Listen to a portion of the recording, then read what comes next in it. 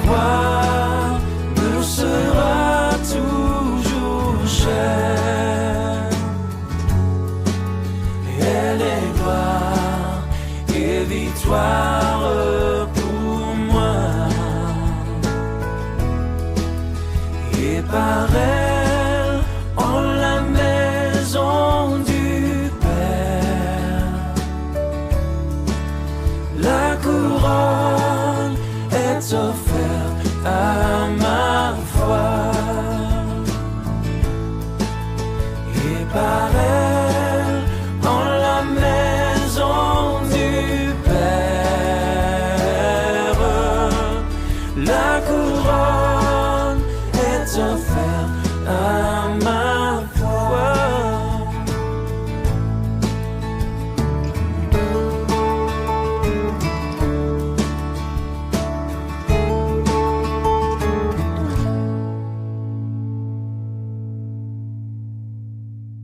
Nous allons nous lever et nous allons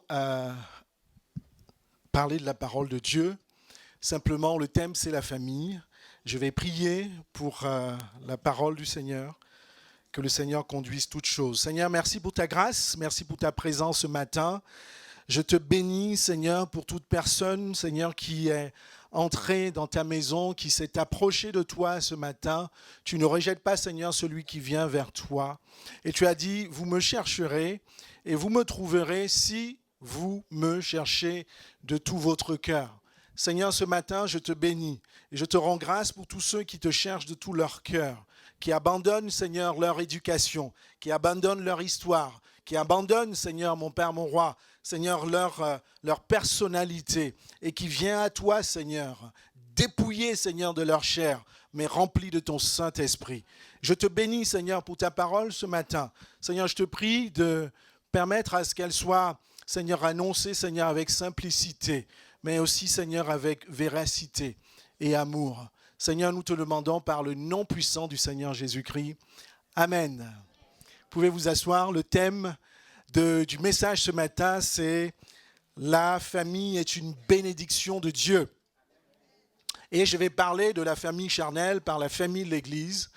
Et je dois vous avouer que c'est une thématique qui m'a été révélée depuis quelques mois, où le Seigneur m'avait parlé assez fortement et j'attendais le bon jour pour en parler. Et le Seigneur m'a révélé que dans la maison, au-delà des apparences, il y a beaucoup de difficultés dans les familles.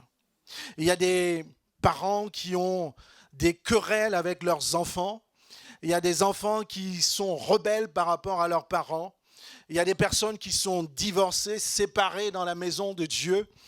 Et le Seigneur m'avait révélé une si grande tristesse.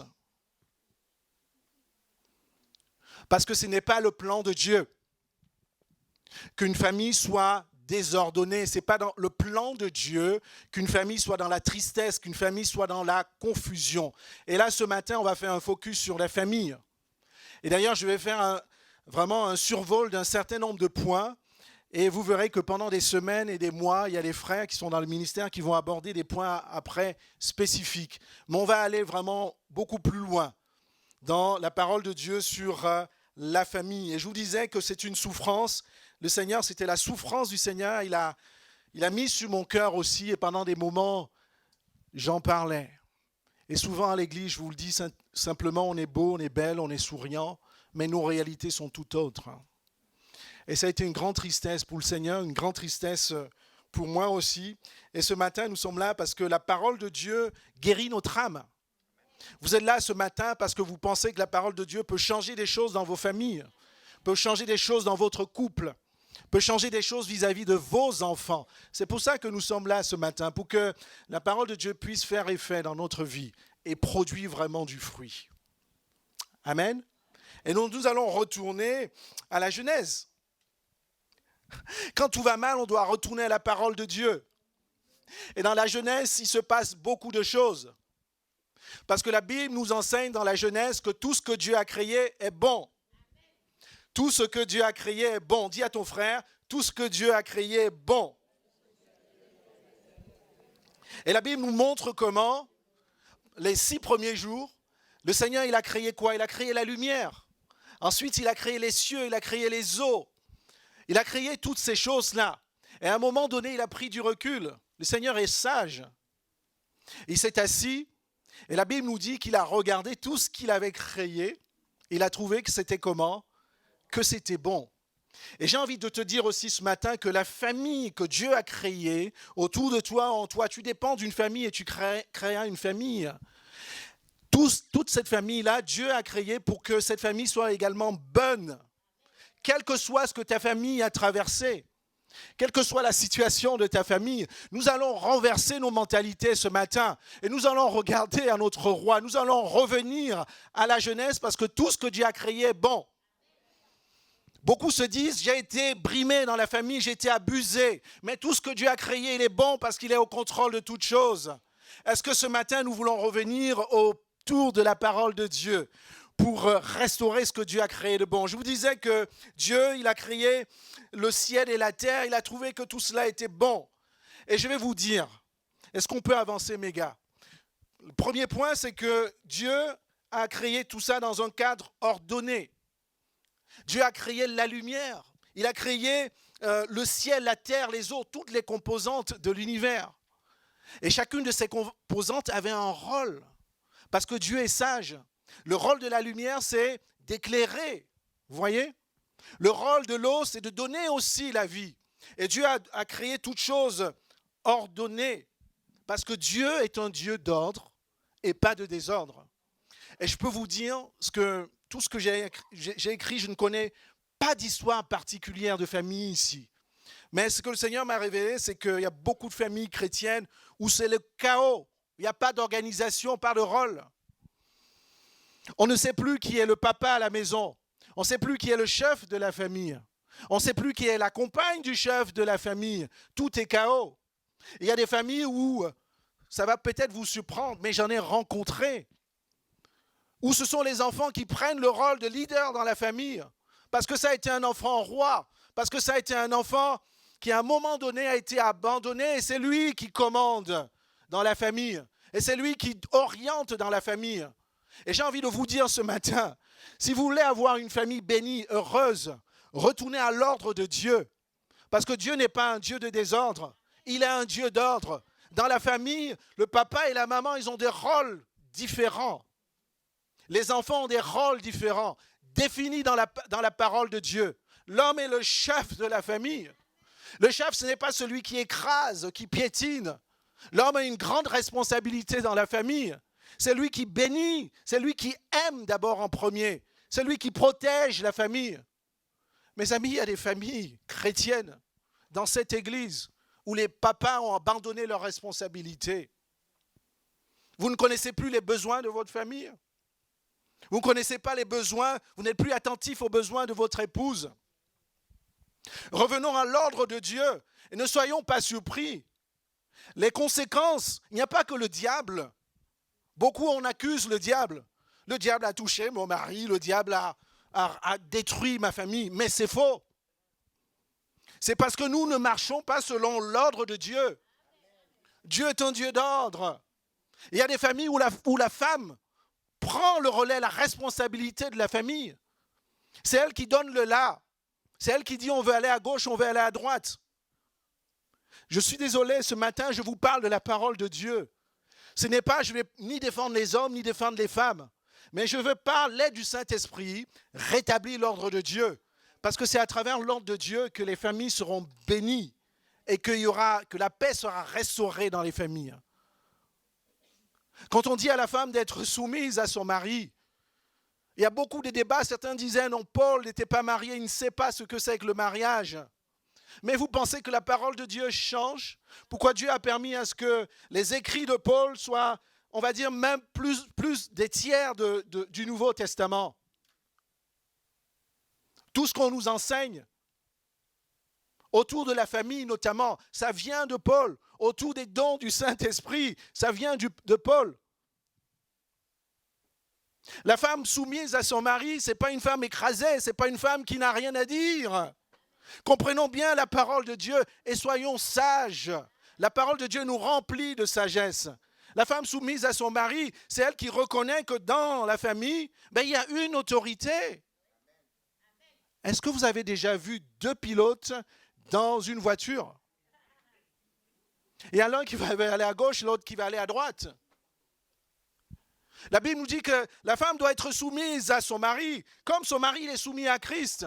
Et nous tous, nous sommes soumis. Mes sœurs, ne prenez pas la place qui ne vous convient pas, selon la parole de Dieu. Soyons soumis après tout à la parole de Dieu. Mais n'ayez pas peur, mes sœurs.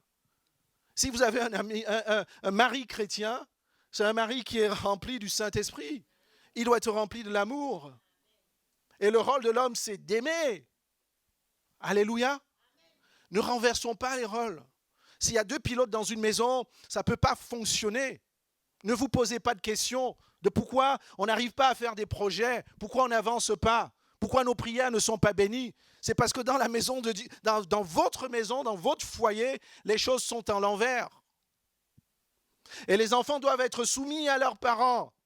Les enfants ? Soumis à ses parents, ce n'est pas d'être apeuré. Ce n'est pas avoir peur de ses parents. Parce que l'amour n'engendre pas la crainte. Soumis, c'est vous reconnaissez, selon la parole de Dieu, que vos parents ont l'autorité pour vous éduquer, pour vous protéger, pour vous conseiller. Et les jeunes qui me suivent, et souvent j'entends des jeunes qui disent « Mais mon père, ma mère, il ne comprend pas. Il ne comprend pas ce que je vis. Il ne comprend pas la vie. Il ne comprend pas la vie. » Et souvent je dis « Rendez-vous dans quelques années. » Parce que vous allez faire la même chose vis-à-vis de vos enfants. Vous allez dire la même chose à vos enfants. Parce que vous les aimez, vous avez besoin de les protéger. Quand ma fille me dit « Mais papa, je suis adulte, pourquoi tu m'appelles à 23h45 ? Et pourtant, je ne risque rien. Je ne suis qu'à Paris, mais papa n'aie pas peur. » J'ai dit « Ma fille, ce n'est pas une question de confiance. Même ta mère, quand elle sort, j'ai besoin de savoir où elle est, quand est-ce qu'elle rentre. J'en suis responsable. » Amen. Donc, faisons les choses selon la parole de Dieu et nos familles seront vraiment bénies. Et je vous disais aussi, Dieu a créé, revenons à la Genèse, il a créé un cadre d'autorité et de soumission. On ne peut pas parler d'autorité sans soumission. Adam et Ève étaient dans le jardin. Et c'est vrai que Dieu avait tout mis à leur disposition. Donc il y avait des arbres, il y avait des fraises, il y avait des mangues. Il y avait certainement tous les fruits. Je ne connais pas tous les fruits des Antilles. Les quénettes. Il y avait les corossoles, il y avait tout ça. Et les fruits de la Côte d'Ivoire, c'est quoi? C'est pareil, hein, c'est les mangues. Hein. Et si on fait un tour au Congo, ça donne quoi? Les mangues. Ben, il y avait tout ça en fait. Et ce n'est pas parce que ce contexte-là est un contexte béni. Ils étaient dans l'abondance, dans la jouissance. Ce n'est pas pour autant qu'il n'y avait pas de règles. Vous avez lu la Bible comme moi, n'est-ce pas? La Bible a dit, Dieu a dit à Adam, vous pouvez manger de tout ce qui est dans le jardin, sauf le fruit de la connaissance du bien et du mal. Parce que Dieu est un Dieu d'autorité, et quand il y a l'autorité, il y a des règles. Et c'est pour ça que dans nos familles, il doit aussi y avoir des règles. Et je vous ai rappelé ces passages dans Éphésiens 5, 23.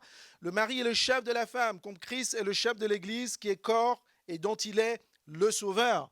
Les parents, mes enfants, ils ont l'autorité sur vous, même quand vous êtes adulte. Ma fille, même quand elle quittera la maison, elle sera libre, évidemment, avec son mari.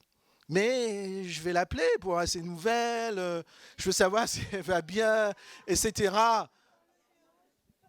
Non, je suis seul comme ça. Je suis un ovni. Mais ça, c'est l'amour. C'est l'amour de Dieu. Son mari aura après l'autorité, ça je vais le reconnaître. Je ne vais pas empiéter. Je vais respecter la parole de Dieu. Son mari aura autorité, je vais laisser tranquille. Mais simplement, nous rappeler que nous devons, chacun de nous, prendre notre place. Mais vraiment, j'ai entendu et j'ai vécu des histoires incroyables.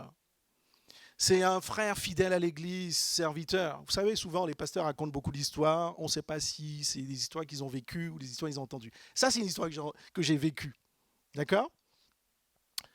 Et donc, c'était un frère donc, fidèle dans le conseil d'administration. Il fait l'évangélisation et ainsi de suite. Mais une famille terrible. Sa femme avait créé la division dans la maison. Les enfants étaient de son côté. Tous les enfants ligués contre lui. Et le frère, il en souffrait. Je ne sais même plus pour quelle raison, mais le plus souvent, quand on s'intéresse aux raisons de conflit dans les familles, c'est vraiment banal. Mais c'est lié à notre chair, si on revient à la Bible. Parce que la chair est orgueilleuse. Je t'ai dit que je n'étais pas d'accord avec, je ne sais pas moi, la couleur des fauteuils. Et tu en as fait toute une histoire. Une histoire d'État, au point de vous séparer. Mais cette famille-là a été vraiment tellement triste. Et on voit comment après même, c'est pas l'effet du diable, c'est l'effet vraiment de la chair. Les enfants qui aimaient, qui étaient dans le groupe des jeunes, le groupe des ados, ils ont abandonné. La sœur elle-même qui servait à un moment donné, elle a abandonné. Le mari, on priait beaucoup pour lui, on l'entourait beaucoup. Il a résisté, mais c'est si difficile. Alors là, j'ai pris le cas d'un frère qui souffre, ça peut être le cas d'une sœur qui souffre aussi. Mais c'est difficile quand on est déséquilibré dans la famille de Dieu. Quand il y en a un qui a une relation avec le Seigneur et l'autre une relation beaucoup plus faible avec le Seigneur. Franchement, non, c'est très difficile. Je vais en parler après, mais préservons-nous, vous qui êtes célibataires. Ne rencontrez pas n'importe qui, ne vous mettez pas avec n'importe qui. Ça va être un grand sujet de souffrance. J'étais obligé de ne pas bénir un mariage parce qu'il y a un frère qui est venu me présenter quelqu'un qu'il a rencontré qui n'était pas chrétienne. Mais ne faites pas ça. Ne dites pas que c'est le pasteur qui ne vous aime pas. Nous allons appliquer la parole de Dieu. La Bible nous dit pourquoi vous vous mettez sous un joug étranger. Mon frère et ma soeur, qui est encore célibataire, je vais un peu vite, c'était chapitre 4, mais il faut que j'en parle maintenant. Ne soyons pas pressés, ne rencontrez pas n'importe qui, ne vous mettez pas sous un joug étranger. Attendez le Seigneur a un bon plan pour vous. Attendez ce plan pour vous. Alléluia. Il vaut mieux être bien marié. Comment on dit la formule? Être seul que mal accompagné. Amen. Donc je revenais à la Genèse et je vous disais que il y a des familles qui souffrent, simplement, laissons le diable de côté, c'est vraiment lié à notre chair, et ça fait souffrir les enfants, ça fait souffrir le mari, la femme, ça fait souffrir toute l'Église. Et je vous disais que Dieu a également créé un cadre de bénédiction. Et la famille, et c'est ça en fait, quand Dieu crée la famille, quand Dieu ordonne à Adam et Ève de créer leur propre famille, c'est parce qu'il veut que la famille soit un lieu de bénédiction. Et souvent, on a traversé dans des contextes ou des familles si difficiles, si compliquées, qu'on peut, même en tant que chrétien, on ne peut même pas s'imaginer que dans une famille, on peut être heureux. Il y en a qui se disent, la joie, ce n'est pas pour moi, ce n'est pas pour ma famille. C'est gros mensonge. Et cette fois-ci, je vais accuser le diable, parce qu'il est le père du mensonge. Quand le diable voit une faiblesse comme ça de votre côté, une fragilité, ben il s'engouffre. Il va te dire, tu ne seras jamais heureux, ton mari ne va jamais t'aimer, il ne va jamais te protéger. C'est faux. J'ai vu le Seigneur renverser ce type de situation. Il va te dire, ton fils, ton enfant est rebelle. Il s'est même engagé dans la religion musulmane. Malheureusement, c'est ce qu'on trouve aussi, même parmi les serviteurs. C'est pour ça que l'Église doit beaucoup prier. Mais je vous dis, c'est faux, parce que tout ce que Dieu a créé est bon. Et nous devons revenir à ce que Dieu a créé, parce que ce que Dieu a créé est bon. Dieu a aussi créé un cadre spirituel, relationnel. Adam et Ève, ils étaient dans le jardin. Je ne sais pas ce qu'ils faisaient de toute leur journée.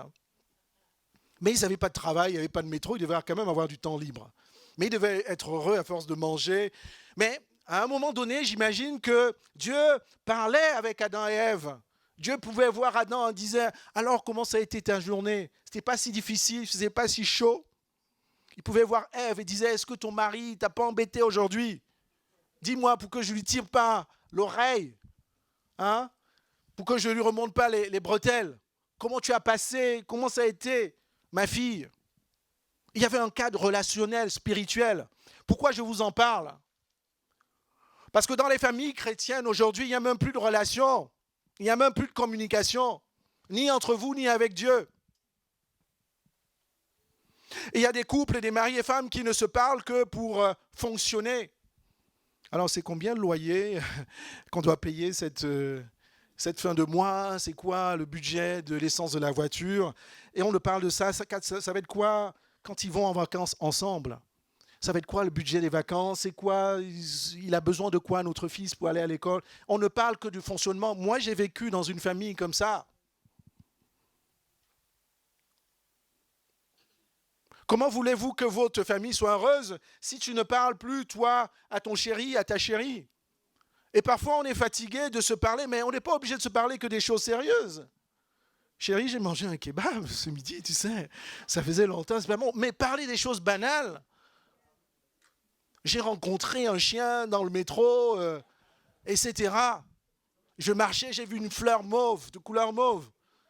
Parlez des choses banales entre vous, vous qui êtes mariés. Je reviendrai sur le célibataire, chacun aura pour sa part. Mais revenez, et c'est ça qui solidifie le couple. Alléluia. Ne parlez pas des choses qui créent que du conflit. Pourquoi la vaisselle est sale? Pourquoi tu n'as pas sorti les poubelles? Pourquoi? Mais pourquoi tu trouveras pourquoi?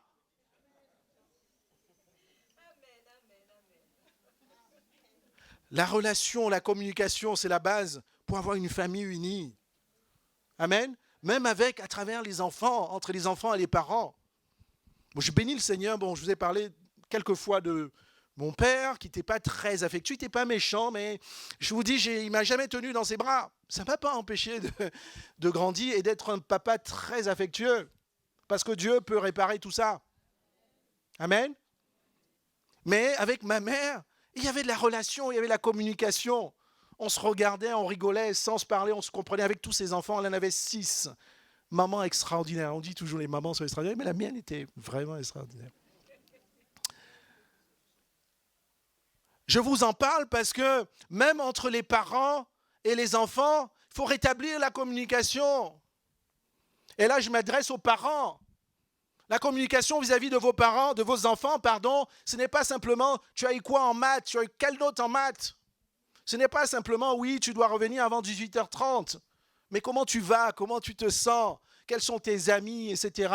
Et parfois, vous avez des enfants qui bavardent beaucoup, n'est-ce pas? Et là, c'est une grâce du Seigneur parce que vous savez tout ce qui se passe dans leur vie. Et il y a des enfants qui ne parlent pas, mais allez les chercher, passez du temps avec eux, sortez, allez au McDo, ensemble. Non? Recréer la relation, alléluia. Et les familles heureuses sont les familles qui dialoguent aussi. Mais revenons à la parole de Dieu. Je vous disais, il y a des familles dans lesquelles il n'y a plus de communication avec les enfants. Mais moi, quand j'ai demandé au Seigneur de me donner un enfant, j'ai dit, Seigneur, permets à ce que ce soit fluide avec elle, permets à ce qu'il n'y ait pas de barrière. Et le Seigneur a permis, ce n'était pas gagné, ce n'était pas parce que moi j'étais prédisposé que ça allait fonctionner. Mais le Seigneur vraiment m'a béni dans ce domaine. On parle de tout et de rien. Et souvent, elle parle tellement, je dis oui chérie, bon peut-être demain. Hein? Garde-en pour demain encore. Après, nos enfants sont différents. Si nos enfants on a des natures, moi j'étais timide avant, ça n'a pas l'air comme ça. Oui, j'étais réservé. Mais ça peut arriver. Mais allez chercher votre enfant, jouer ensemble, jouer au tennis de table, jouer au ping-pong, etc. Amen. C'est une famille bénie par Dieu. Et je vous disais, il y a des familles aussi où il n'y a plus de relation avec Dieu. Vous imaginez qu'il n'y a plus de relation horizontale et ensuite il n'y a plus de relation verticale. C'est terrible. Il y a des familles où vous ne vous dites plus, où le papa ou la maman ne dit plus, le mercredi c'est un temps de prière, le mardi, jeudi, n'importe quel jour. Maintenant, éteignons la télé. Il y a des familles dans lesquelles la télé est allumée 24 sur 24. Comment pouvez-vous écouter la voix de Dieu? C'est quelle voix que vous allez écouter? C'est vrai ce que je dis ou pas? Un moment, on s'arrête en disant on va louer Dieu. Il n'y a plus de moment de reconnaissance, d'action de grâce. Mais le Seigneur nous bénit. Il te bénit dans ton travail. Dis-le à ton enfant. Et toi, enfant, il t'a béni à l'école. Dis-le à ton papa ou à ta maman. Et ensemble, arrêtez-vous 5 minutes dans la louange. Trouvez un cantique. Et faites remonter à Dieu des actions de louange, la reconnaissance. Est-ce que vous voulez une famille bénie?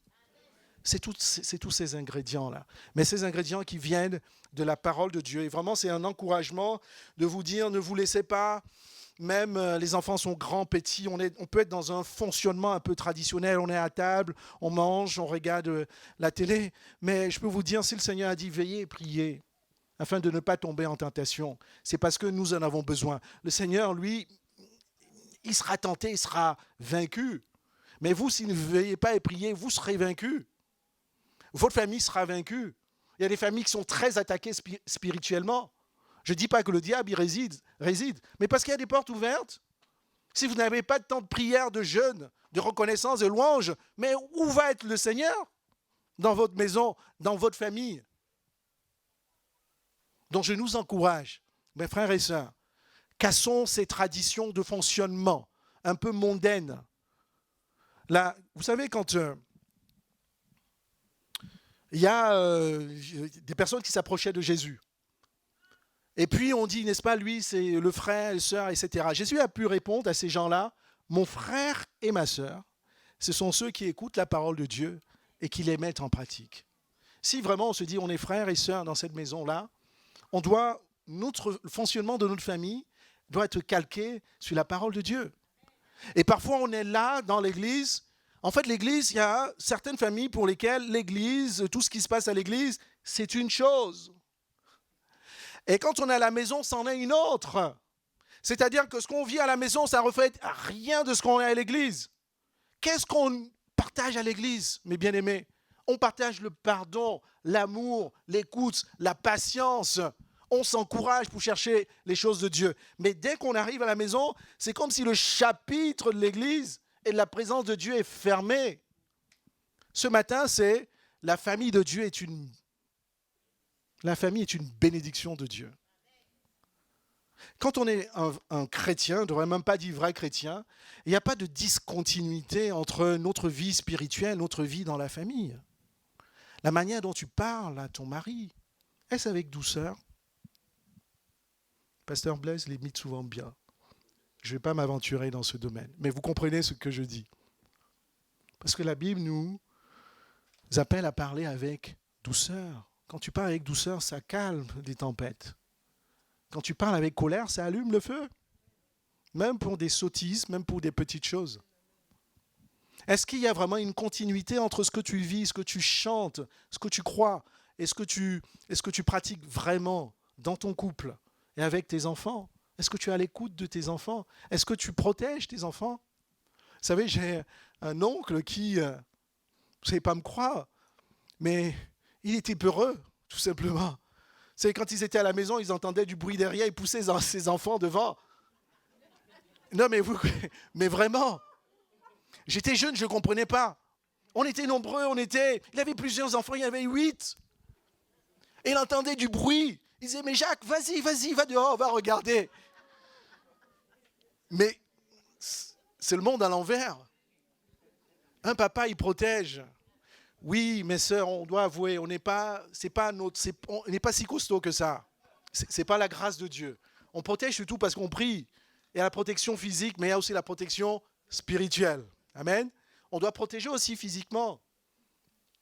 Quand ton enfant est malade ou ton épouse, tu dois être le premier. Si ta femme a mal au dos, pendant 15 ans, tu dois la masser pendant 15 ans. C'est la seule fois où j'entends les sœurs dire Amen. Je n'avais pas entendu vos voix. Oui, c'est ce qu'on a dit à la mairie, non? C'est ce qu'on a même dit à l'église.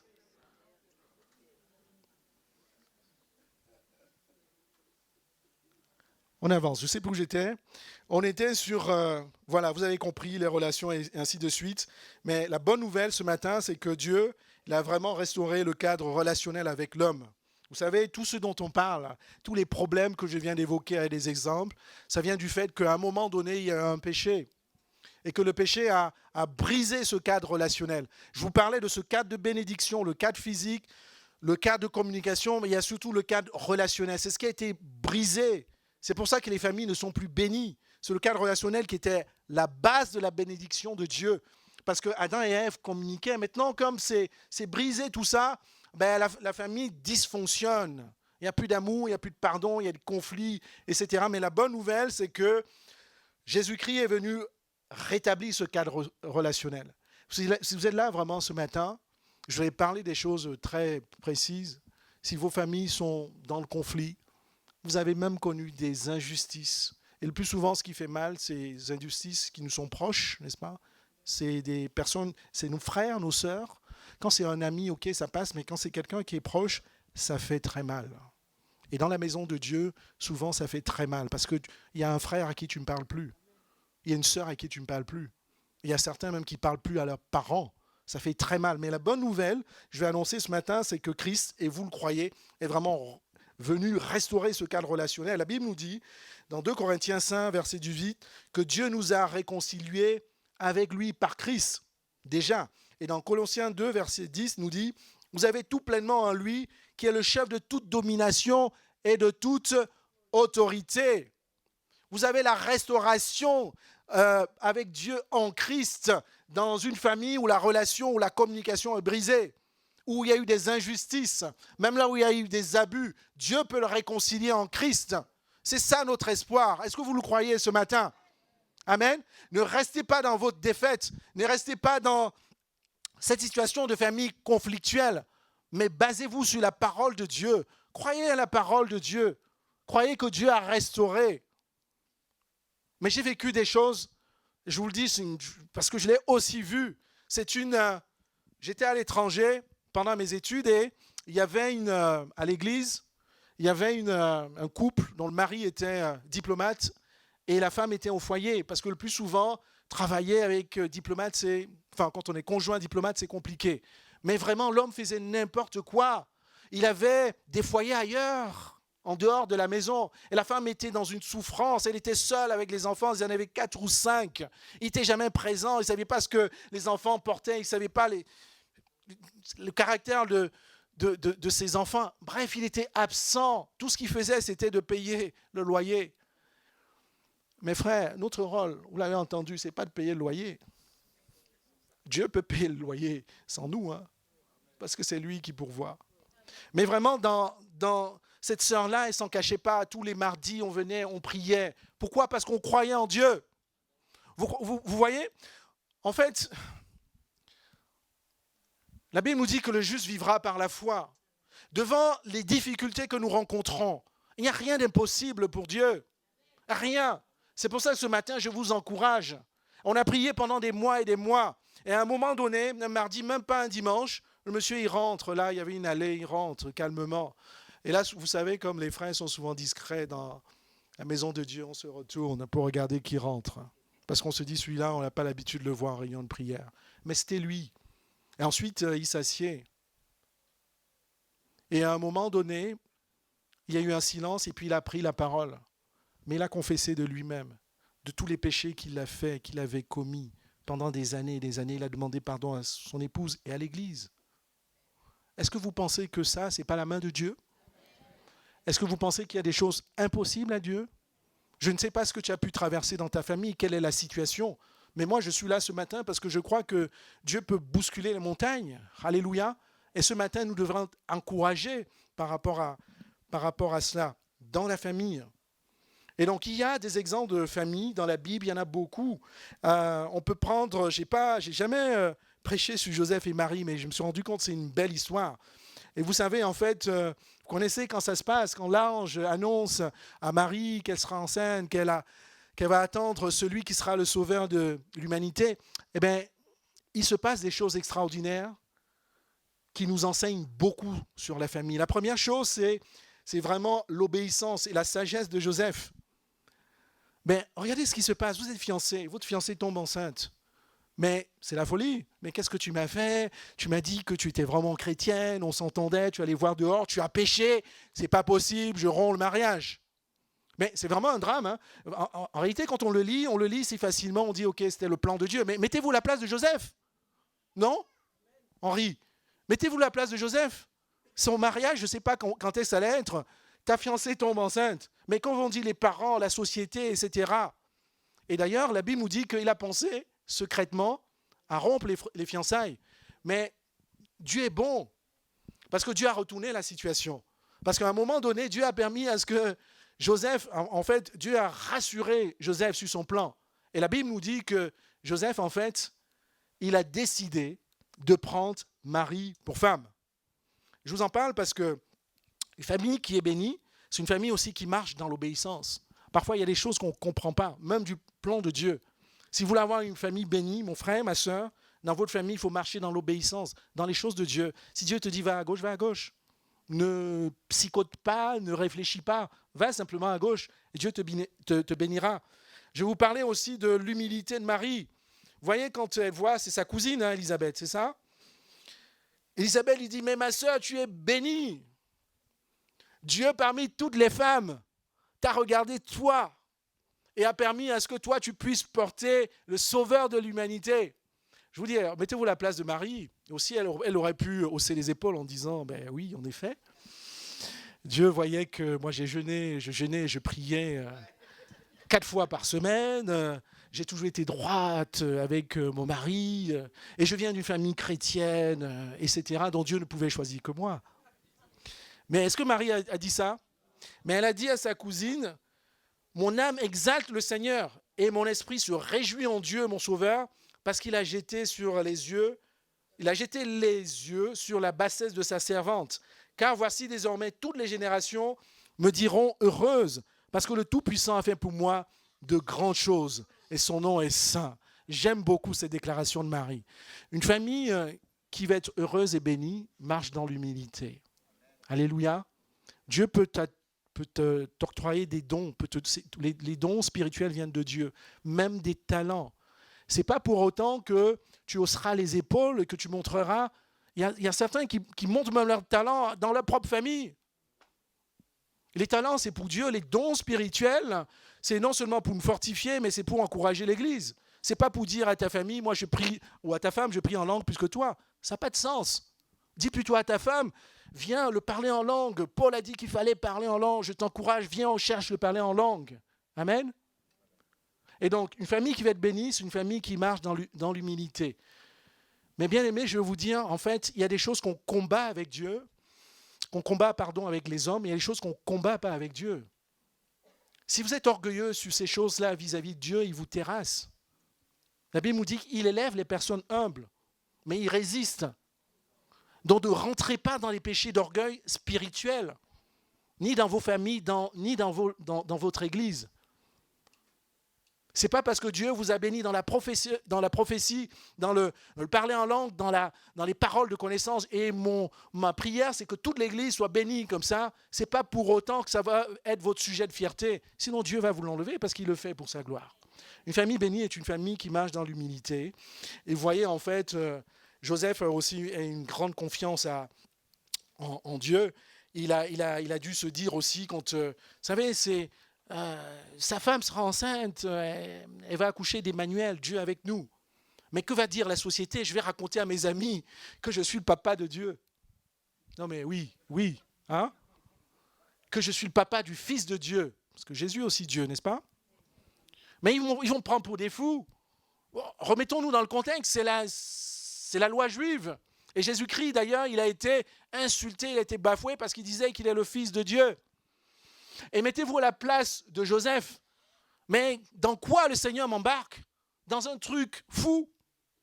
Comment ça il vient? Et ils avaient plusieurs enfants. Mais comment ça il me choisit moi pour être papa du Fils de Dieu?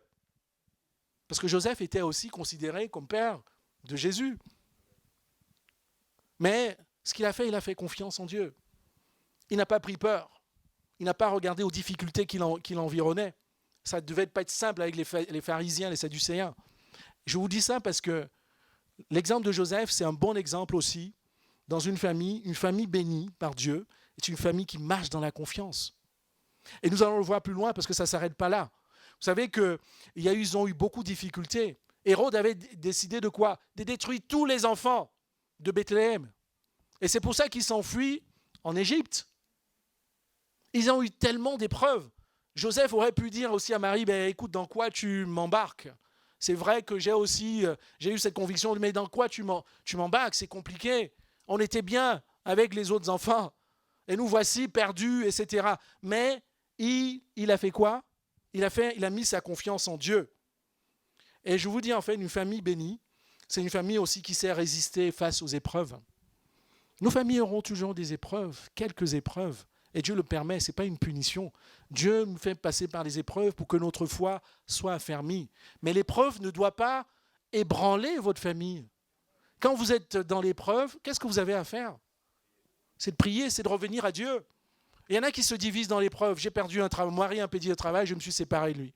Même dans les familles chrétiennes. Mais on n'a rien compris en fait.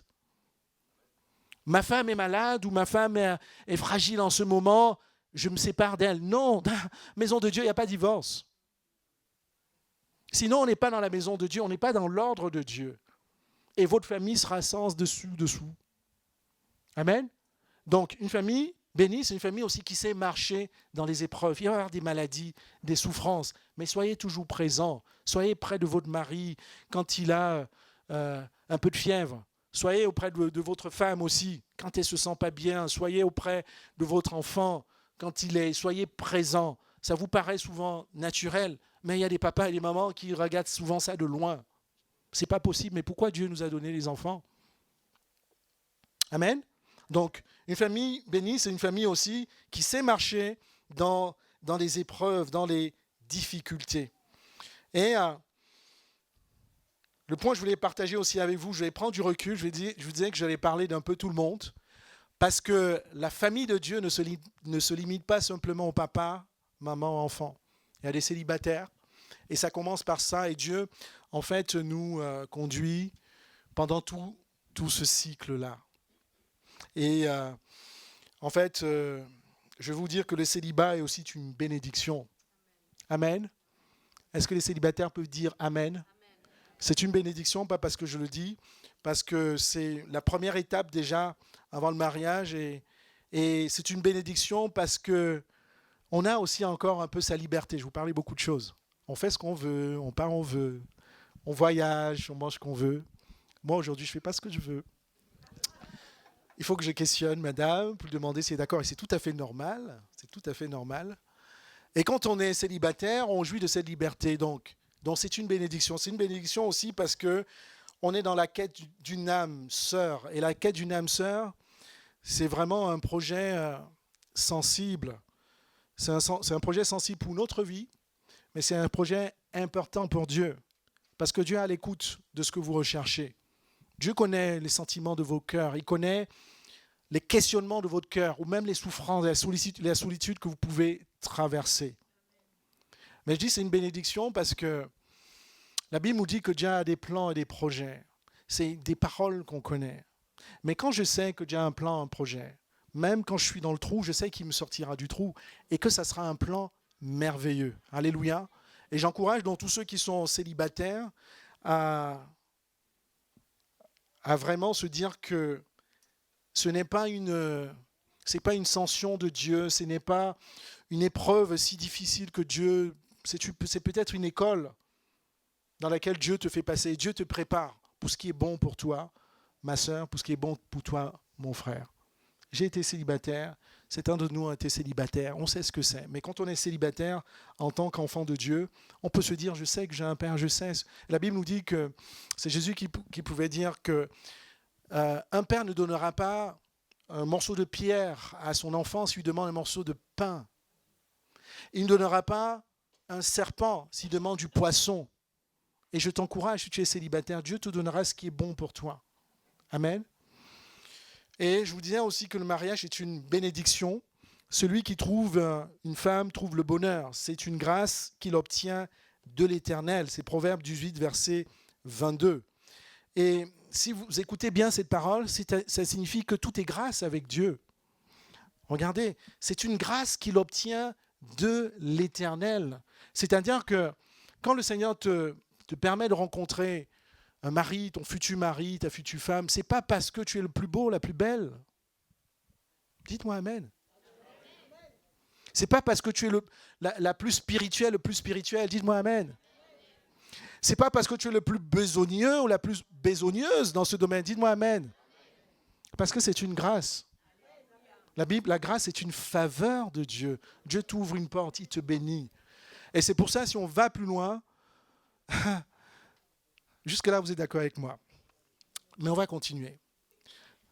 En fait, même après, quand on est marié, ton mari, même s'il t'embête, même s'il n'est pas celui auquel tu rêvais, même s'il n'est pas le même, quand il t'a demandé en mariage, c'était le pied gauche ou pied droit, je ne sais plus. Même s'il n'est pas le même, tu dois te souvenir que c'est une faveur. Alléluia. Ton mari est une faveur de Dieu. Pareil, ta femme, mon frère. Je ne sais pas dans quel état elle est en ce moment, ce qu'elle traverse, ou ce que tu veux qu'elle soit, et ainsi de suite. Mais c'est une grâce, c'est une faveur de Dieu. Mais ça change totalement la manière de penser.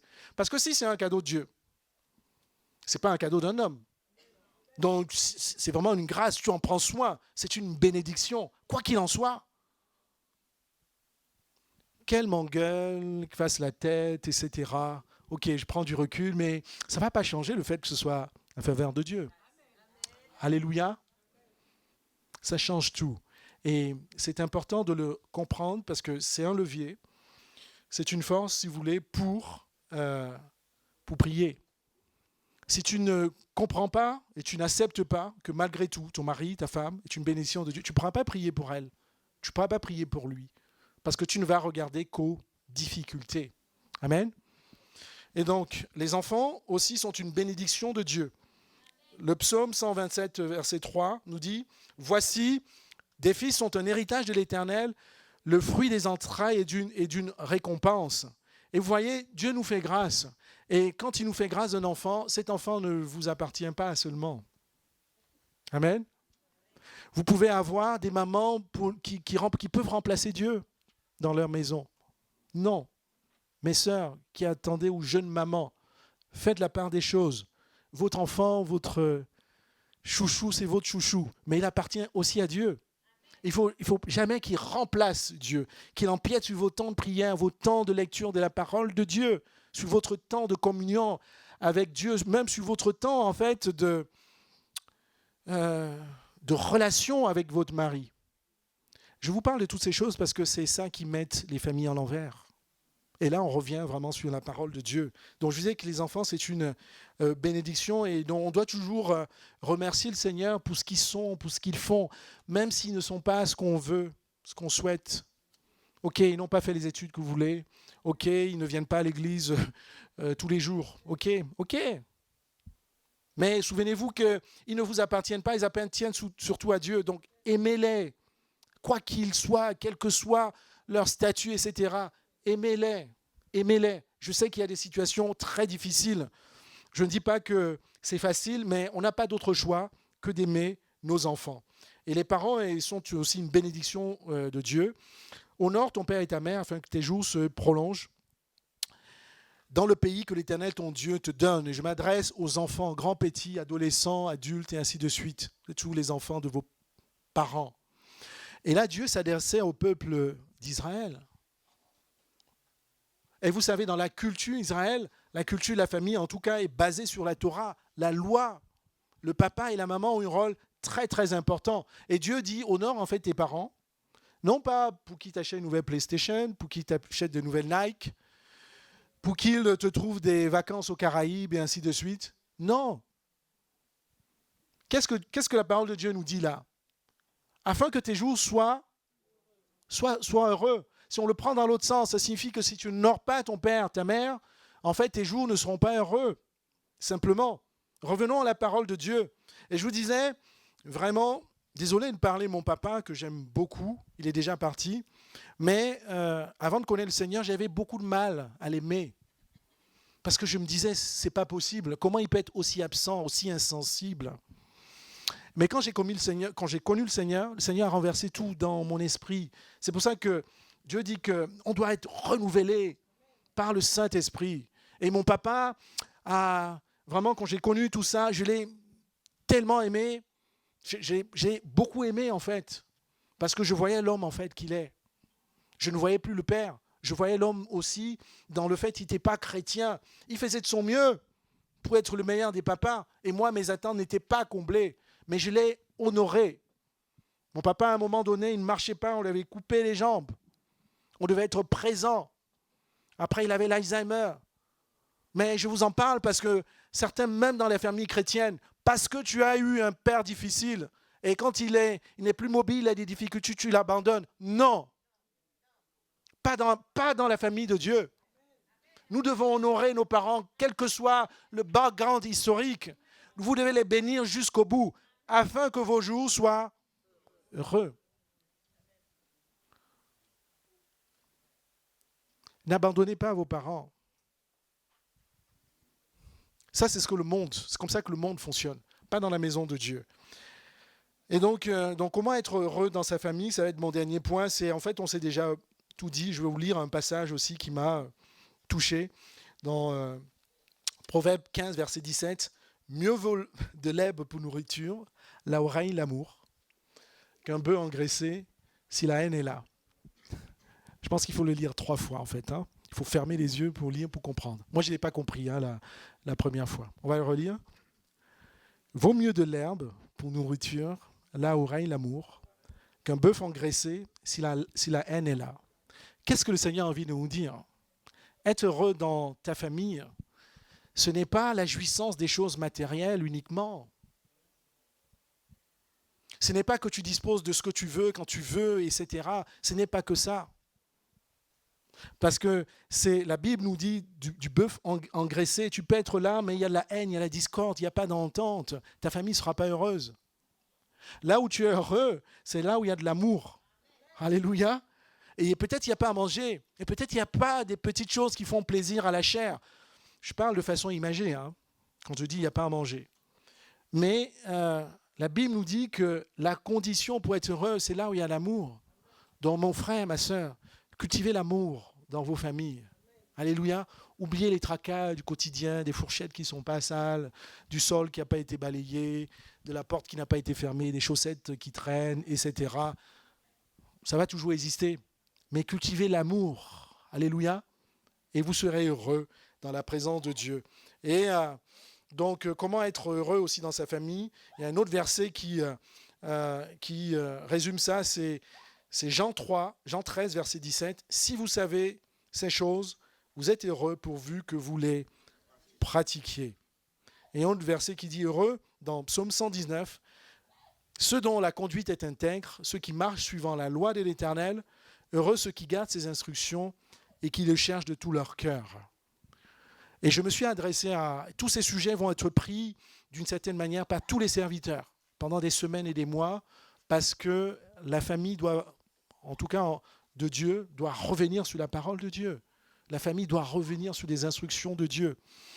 Et je vous disais pendant le message que parfois on fait une séparation entre notre foi, notre vie à l'église et notre vie à la maison. Et c'est là où vient le danger. Nous serons heureux. Moi, je vous parle aussi de ce que j'essaye de faire. Je suis heureux si je mets en pratique la parole de Dieu dans ma famille. Je dois être le même ici que dans la famille. Il y a des frères et sœurs qui font bisous, qui sont tout le temps souriants, etc. Mais dès qu'ils arrivent à la maison, des terreurs. Ce n'est pas possible. Vous pouvez faire ça devant les hommes, ça va fonctionner jusqu'à un certain moment, mais pas devant Dieu. Dieu va vous confondre. Soyons le même ici. Moi, en tout cas, j'essaye d'être le même qu'à la maison. Amen. Donc, efforçons-nous à ne pas... Il n'y a pas de discontinuité. À l'église, on n'est pas sage comme ça. Oui, mon frère, ça va par la grâce de Dieu. Tu arrives à la maison, tu cries sur ta femme, C'est pas possible. Où est la grâce de Dieu? Où est par la grâce de Dieu? Non. Amen. Est-ce qu'on peut se tenir debout ensemble et nous allons prier. Alléluia. Vous pouvez fermer vos yeux, je vais prier. Peut-être qu'il y a des points qui t'ont touché dans cette parole et je te disais que ça fait quelques mois que le Seigneur a mis sur mon cœur et c'était une grande tristesse dans le cœur du Seigneur. Mais le Seigneur te connaît et peut-être que tu vis un défi dans ta famille où tu n'arrives pas à aimer, à pardonner, après à vraiment exercer l'amour, simplement le pardon, lève ta main et je t'ai dit que Christ restaure tout dans ta famille. Et peut-être même que tu peux lever ta main vraiment par la foi. Et peut-être que même tu as été victime d'un abus, ça peut être des parents, ça peut être des frères, des cousins, tu n'arrives pas à pardonner, tu n'arrives pas à bénéficier de la restauration de Christ. La Bible nous dit que Dieu a tout réconcilié. Et ce matin, Dieu te dit simplement de lever la main, lève ta main. Et peut-être que, et même tu as du mal à prier pour ton mari, ta femme. Tu lui montres de par ton témoignage que tu aimes Dieu, que tu l'aimes, mais il traîne des pieds pour venir dans la maison de Dieu et vous n'arrivez pas à avoir des temps de prière. Ou même peut-être que tu t'es dit, moi j'ai compris le sens de la prière, mais je n'arrive pas à l'enclencher dans ma famille, je n'arrive pas à éteindre la télé et dire, mes chouchous, mes loulous, maintenant on prie. Lève la main, le Seigneur va t'aider. Alléluia. Seigneur, je te rends grâce. Je te bénis, Seigneur, ce matin pour ta parole. Tu connais tant de difficultés, des choses difficiles, Seigneur, qui se passent dans les familles. Tu connais l'état de nos cœurs. Tu connais les luttes, les épreuves, les conflits, les rébellions. Seigneur, ce matin, nous revenons à la Genèse. Seigneur, nous revenons à la restauration de la relation que tu avais avec Adam et Ève. Je te prie, Seigneur, que les familles soient réconciliées ce matin par le nom de Jésus. Je te prie, Seigneur, que vraiment toute chair, tout lien avec la chair qui nous empêche à appliquer la parole de Dieu, Seigneur, soit mis de côté par le nom de Jésus. Seigneur, et que tu renouvelles l'intelligence, tu renouvelles la foi, tu donnes le désir à chacun dans chacune des familles d'être réellement heureux en toi. Pas là où il y a, Seigneur, la graisse des béliers, mais là où il y a de l'amour, Seigneur. Ceci est ma prière. Seigneur, je te prie vraiment que dans ta maison, parce que tu l'as vu pour l'Église Vie Nouvelle, Seigneur, tu connais même les enfants qui sont rebelles, Seigneur, depuis des années. Et Seigneur, ce matin, tu as vu les mains élevées, tu réconcilies en Christ, Seigneur. Tu as entendu les cris, les pleurs, les prières des papas et des mamans depuis des années. Et Seigneur, j'ai la foi, la pleine conviction, Seigneur, que par ta parole, tu restaures, Seigneur, l'ordre, Seigneur, que tu as créé à l'origine, parce que tu es un Dieu d'ordre et pas de désordre. Là où tu es, Seigneur, règne ta paix et l'amour, Seigneur, par le nom de Jésus. Je te prie pour ceux qui ont des difficultés dans leur couple. Seigneur, tu vois les temps, les cœurs déchirés, tu vois les peines, Seigneur, dans les cœurs. Je te prie de guérir, de soigner encore. Par le nom de Jésus, fais, Seigneur, quelque chose de nouveau, parce que rien n'est impossible pour toi. Seigneur, ce matin, Seigneur, tu as posé ton regard sur les célibataires. Oh Dieu, ensemble, est-ce que vous pouvez élever vos mains ce matin? Demandez à Dieu tous, que vous soyez mariés ou pas, que les enfants. Et nous allons prier ensemble que Dieu fasse grâce aux célibataires. Non pas qu'ils trouvent le conjoint tout de suite, mais qu'ils puissent avoir une clairvoyance sur la voie de Dieu. Seigneur, nous te prions ensemble, par le nom de Jésus, pour tous les célibataires qui souhaitent, Seigneur, se marier, qui souhaitent, Seigneur, mon Père, mon Roi, se mettre en couple par ta grâce. Tu as rappelé ce matin, tu as des projets, Seigneur, pour nous, non pas nos projets. Je te prie de les remplir, Seigneur, encore de patience, de sagesse, par le nom de Jésus. Et Seigneur, je te prie aussi de les remplir de ton Saint-Esprit, afin qu'elles puissent, ou ils, discerner ce qui est bon de ce qui n'est pas bon, Seigneur, pour la gloire de ton nom. Alléluia. Tu as dit que celui qui est célibataire se réjouit, Seigneur, des choses de Dieu. En attendant, Seigneur, ta promesse, tu permets à ce qu'ils, elles, Seigneur, se réjouissent dans les choses de Dieu, se réjouissent dans leur service. Seigneur, tu multiplies encore les dons et les talents, Seigneur, de ceux à qui tu as appelé et qui sont encore célibataires, parce que c'est toi qui le dis dans ta parole. Et Seigneur, notre prière, c'est que les années qui viennent soient remplies de mariages, soient remplies, Seigneur, de rencontres, de mariage béni par toi, par le nom puissant du Seigneur Jésus. Amen. Amen, amen. Vous pouvez vous asseoir.